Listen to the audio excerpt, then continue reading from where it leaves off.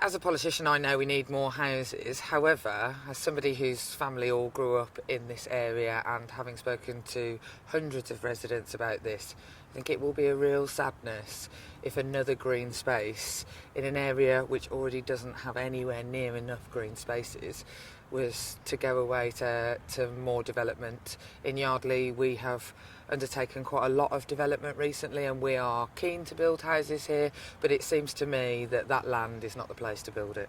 Part of the problem with asking existing groups that use that site to move elsewhere is that where is that elsewhere?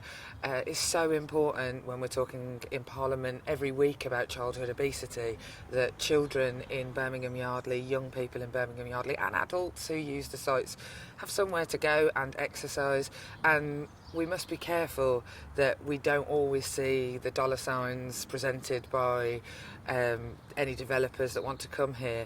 We have to remember that this is a place where people live, work, grow up, and we want them to have access to the stuff I remember having when I was a kid that is dwindling every day. I feel quite sad specifically because this is co-op land. I mean, my nan, my mum grew up on Glen Eagles Road, 2 minutes from the site, and my nana, had a divvy number, and we'd all go down to the co-op. When my mum died, when my nan died, they both insisted that after they died that they were to be buried by the co-op. The co-op is in the veins of the people in Yardley, and it is an ethical company, and we want to make sure that it's seen like that. In Birmingham, we have an amazing history of ethical capitalism through people like the co-op, but Cadbury's, the Barrow Cadbury Trust, all of those institutions that made sure that when they had their businesses and made money and nobody minded that they looked after the areas, that the local people benefited from the fact that those areas were in that site, and that the co-op sites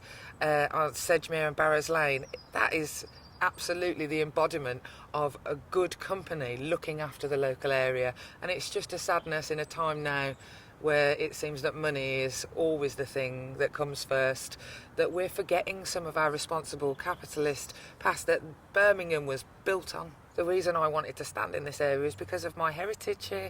Our heritage, it is a detriment to the people here if we forget the things that matter, the people that matter, the people who built this place for us all to live, and people who fought for our freedoms. It's a disgrace if it was thrown in a skip. Recently I was at a community event at South Yardley Library, and I met a lovely woman who told me she was a co-op employee, and that as part of her wages were docked, and she paid a dividend towards the building of the social club, and now that is going to be knocked down. She was saying, nobody's asked me, I think I own that, I paid for it. And I think that just shows when people do something amazing. It's terribly socialist that people built this was a municipal thing, and it just seems at the moment the same people who built it, the same neighbourhoods who've used it, aren't being listened to. And I really, really hope that the right thing happens and that we're able to retain the site.